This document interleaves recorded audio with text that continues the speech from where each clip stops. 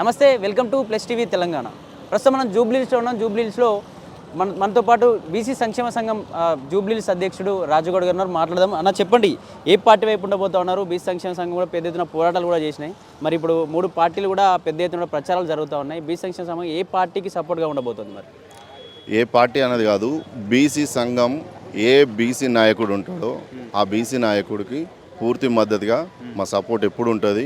BC నాయకుడు ఏ నియోజకవర్గంలో నిలబడ్డా, ఇంతకుముందు కూడా గతంలో కూడా మేము ఎక్కడ ఉన్నా అదే రకంగా చేసినాం. ఈ నియోజకవర్గానికి కూడా ఇప్పుడు ఈ బై ఎలక్షన్లో మా పూర్తి మద్దతు బీసీ సంఘం బీసీ నాయకుడికే ఉంటుంది.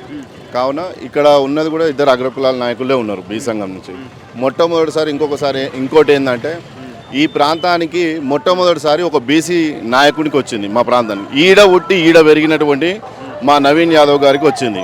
మా నవీన్ యాదవ్ గారికి బీసీ సంఘం తరఫున ఫుల్ టైమర్గా ఆయనకు పనిచేస్తాము. ఇక్కడ ఆయన గెలిపించుకొని 1,00,000 మెజారిటీతోని అసెంబ్లీ తీసుకుపోయే బాధ్యత మా భుజాల మీద వేసుకొని బీసీ సంఘం తరఫున జాజుల సీనన్న పిలుపు మేరకు గల్లీ తిరుగుతాం, వాడ తిరుగుతాం, ప్రతి గడపను దొక్కుతాం, గదవ పట్టుకుంటాం, చెదులు పట్టుకుంటాం. నవీన్ అన్నని గెలిపించుకొని అసెంబ్లీ తీసుకుపోయే బాధ్యత మాది. మా బీసీ సంఘంలో పూర్తి స్థాయిలో ఇక్కడ కాలు గజ్జ కట్టుకొని తిరుగుతాం.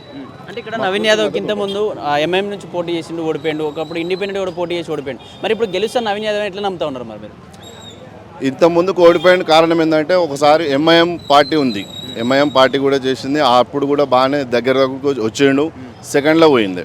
ఇంతకుముందుకు ఒకసారి మనకు ఏ పార్టీ లేదు, మన తాయశక్తిలో పోరాడినాం, మనం ఇక్కడ ఉన్నాం. ఇక్కడనే పుట్టి ఇక్కడనే పెరిగి నవీన్ అన్న, చిన్న సిరిసిల్ల యాదవ్ అన్న ఇక్కడున్న ప్రజలకు వాళ్ళు చేసిన సేవ మా గుండెలో పెట్టుకున్నాం. మా గుండెలో పెట్టుకొని వాళ్ళ ఇంటికి, ఈ ఏరియాకు ఎవరైనా పెద్ద దిక్కు ఉన్నారు అంటే కనుక చిన్న సిరిసిల్ల అన్న ఉంటాడు ఇక్కడ. అయినా మాకు ఆకలి అవుతుందని ఆయన ఇంటి ముందుకు పోతే చాలు, ఎవడైనా రాని, ఇగో పట్టుతమ్మి బాధపడకు, బతుకుపో, చిన్న చిరుక పని చేసుకొని బతుకురా, నువ్వు మంచిగుండాల బిడ్డ అని చెప్పినటువంటి వ్యక్తి చిన్న సిరిసిల్ల యాదవ్ అన్న. అలాంటి వ్యక్తులకు మేము ఇక్కడనే చిన్నప్పటి నుంచి చూస్తున్నాం. నా ఏజ్ 41 ఇయర్స్, నేను ఇక్కడ 30 ఇయర్స్ నుంచి 1996 నుంచి నేను ఈ ప్రాంతంలో చూస్తున్నా. అప్పటి నుండి ఇప్పటిదాకా ఈ ప్రాంతంలో ఇప్పటిదాకా బీసీ ఎమ్మెల్యే అనేటోడు లేడు. మొట్టమొదటిసారి మాకు ఈ అవకాశం దొరికింది. ఇంత ముందుకు అభ్యర్థులు వినబడ్డా కానీ ఒక బీసీ నాయకుడిని గెలవనీయకుండా అగ్రకులాలు ఎంతోమంది అడ్డుపడ్డారు ఆయన గెలవనీయకుండా. ఇప్పుడు కూడా ఎన్నో కుట్రలు చేస్తారు. కుట్రలు చేసినా మీరు ఏం చేసినా బీసీల తెరువు వస్తే మాత్రం బొంద పెడతాం, శంకరగిరి మాన్యాలు పట్టిస్తాం. కొడుకులారా, బీసీల తెరువు వస్తా అని బరాబర్ చెప్తున్నాం. మా తెరువు వస్తే మాత్రం మేము ఊరుకునేది లేదు. మిమ్మల్ని శంకరగిరి మానాలు పట్టించే వరకు మేము నిద్రపోమని చెప్తున్నాం. ఈ అగ్రకులాలను మాత్రం గెలవనిచ్చే ప్రసక్తి లేదు.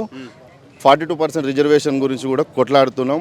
ఇదే ఊపులో కనుక మా నవీనని మేము అసెంబ్లీకి తీసుకపోతే కనుక మాకు తెలంగాణలో ఒక మంచి ఊపు వస్తుందని కూడా కేటీఆర్ కావచ్చు, ఇక్కడ బీజేపీ నాయకులు కావచ్చు ఏం మాట్లాడుతూ ఉన్నారంటే, ఇప్పటికే ఒక రౌడీ రౌడీ ఫ్యామిలీ మళ్ళీ గెలిపిస్తే రౌడీజం ఎక్కువైపోతుంది, రౌడీలంతా జైలు నుంచి బయటకు వచ్చి ఇక్కడ వసూల దందా ఏర్పడుతుంది జూబ్లీహిల్స్లో, రౌడీ కావన్నా ప్రజా సేవకుడు కావన్నా అని చెప్పేసి కూడా రకరకాలుగా మాట్లాడుతూ ఉన్నారు. ఈ మాటలు మీరు ఎట్లా చెప్తారు? మరి ఎవడైతే అంటున్నాడో ఆ మాటలు వాడే రౌడీ అసలు రౌడీ. ఇక్కడ జనాలకు తెలుసు రౌడీ ఎవరు, మంచోడు ఎవడు అన్నది.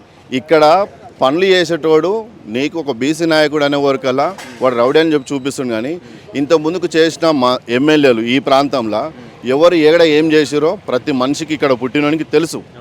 ఎవడు కబ్జాలు చేసిండో తెలుసు, ఎవడు ఏవని ఎక్కడ ఏం అన్యాయం చేసిండో తెలుసు. ఇక్కడ ఉన్నటువంటి ఉద్యమకారులను గుర్తించని రోజులు ఉన్నాయి. ఈడే పుట్టి ఈడే పెరిగి ఈడ జైళ్ళలో పోయి కేసులు పెట్టుకొని తిరిగిన వాళ్ళం చాలామంది ఉన్నాం. ఈడ టీఆర్ఎస్ పార్టీలో తిరిగిన వాళ్ళు ఇంత ముందుకున్నారు. బీజేపీ పార్టీ మాకు ఇంతవరకు ఈ ప్రాంతంలో మాకు వాళ్ళకి సంబంధం లేని విషయం. కాబట్టి మేము ఏమంటున్నామంటే, ఇక్కడి ప్రజలు రౌడీలు కాదు, వాళ్ళు స్వచ్ఛందంగా పనిచేసుకొని బతికేటోళ్ళు. అన్నా అని చెప్పి ఒక పెద్ద ఆయన దగ్గరికి పోతే ప్రతి మనిషికి సాయం చేసి గుడిసెలు ఇచ్చి, ఇల్లులు ఇచ్చి, పట్టాలు ఇచ్చి బతుకురు అని చెప్పి మాకు ఇక్కడ బతుకు నేర్పినోడు చిన్న శ్రీశైలం యాదవ్ అన్న. ఆ కృతజ్ఞతలు ఆయనకి ఎప్పటికీ ఈ ప్రజలు ఉంటారు. కావున ఆయన పేర్లు చెప్పుకొని చిన్న చితక ఎవడో ఒకడు అక్కడిక్కడ ఏదైనా తప్పులు చేస్తే వాళ్ళకే వదిలేసినాం. అది కూడా వాళ్ళకి తెలుసు. అది కూడా వాళ్ళు అగ్రకులపు నాయకులు వాళ్ళని అట్లా తయారు చేశారు అవతల ఆపోజిట్ పార్టీ వాళ్ళు. కానీ ఇక్కడ మాత్రం అలాంటివి లేవు. రౌడీ అనేటోడు వాళ్ళే రౌడీలు. ఇక్కడ కాదు రౌడీలు కాదు, ఇక్కడ ఉన్నోళ్ళు ప్రజాసేవకుడు అంటే చిన్న సిరిసిల్ల యాదవ్ అన్న. ఆయన కడుపున పుట్టిన పులిబిడ్డే నవీన్ అన్న అంటే ఇక్కడ ప్రజలకు తెలుసు. ఆయన ఒక చదువుకున్న విజ్ఞాని, ఆయన మంచి జ్ఞానవంతుడు. మంచి తెలికల్లవాడు. అంటే ఇక్కడ బీజేపీ నుంచి ఒక రెడ్డి ఉన్నాడు, అలాగే బీఆర్ఎస్ పార్టీ నుంచి ఒక చౌదరి ఉన్నారు. వీళ్ళిద్దరి మధ్య బీసీ గెలిచే ఛాన్స్ ఉందా మరి? వద్దు నాయన, మీ చౌదరీలు రెడ్లు మాకొద్దు. మీ పాలనలో మేము ఇప్పటికే అణిగిపోయినాం, మునిగిపోయినాం, ఇంకా చూస్తున్నాం. ఈ ప్రాంతం చూడు, ఇప్పుడు అక్కడ చూడు, ఆ మోరీలు చూపి ఒకసారి, ఈ రోడ్లు చూడు, అక్కడ చెత్త కుండీలు చూడు ఎట్లా పాడైనాయి, ఇంకా బాగుపడతలేదు. నేను చిన్నగా ఉన్నప్పటి నుంచి చూస్తున్నా. ఇక్కడ మైదానం ఉంటుండే, ఈ సెంట్రల్ గవర్నమెంట్ గోడలు పెట్టి ఇంకా దీన్ని కాపాడించారా, లేకపోతే ఇంకా ఘోరంగా ఉంటుండే మా బతుకులు. ఇక్కడ ఈ వాసనకు, ఈ నీళ్లకు, ఈ మురికి నీళ్ళకు ఏమేమీ చేయలేదు. గోపీనాథ్ అనే వ్యక్తి ఈ ప్రాంతంలో అభివృద్ధి ఏమి చెయ్యలే. గోపీనాథ్ అనే వ్యక్తి ఇక్కడ ఉన్న వాటిని కబ్జాలు పెట్టుకొని దాదాగిరి చేసి దందాలు చేసిండు తప్ప బీఆర్ఎస్ పార్టీకి తొత్తుగా ఉండి వాళ్ళకు మనిషి ఉన్నాడు తప్ప మాకు ఇక్కడ ఎలాంటి పనులు చేసినోడు కాదు. ఎవరికి ఏం చేసినో ఒక చూపించమని కేసీఆర్ ఇచ్చినటువంటి పథకాలను చూపించుకొని తిరిగిండే తప్ప ఈడ చేసింది ఏం లేదు. కేసీఆర్కు తొత్తు, కేటీఆర్కు తొత్తు, మాగంటి గోపీనాథ్ ఈడ పాపం లేడు. కాకపోయినా మాట నిజం కాబట్టి చెప్పాల్సి వస్తుంది సమయం, చెప్పినాం. 100% నవీన్ అన్న గెలుస్తుండు, గెలిచిండు, గెలుస్తాడు కాదు. 100% బీసీ ఎస్సీ ఎస్టీ మైనారిటీలది 100% ఉంది. నవీన్ అన్ననే గెలుస్తుండు, గెలిచిండు. కాకపోతే మాది ఇంకా ప్రయత్నం ఏంటంటే ఇన్ని సంవత్సరాల నుంచి తీసుకొస్తున్నటువంటి 1 లక్ష మెజార్టీతో గెలిపించి తీసుకుపోవాలి అసెంబ్లీకి అని చెప్పి మా లక్ష్యం.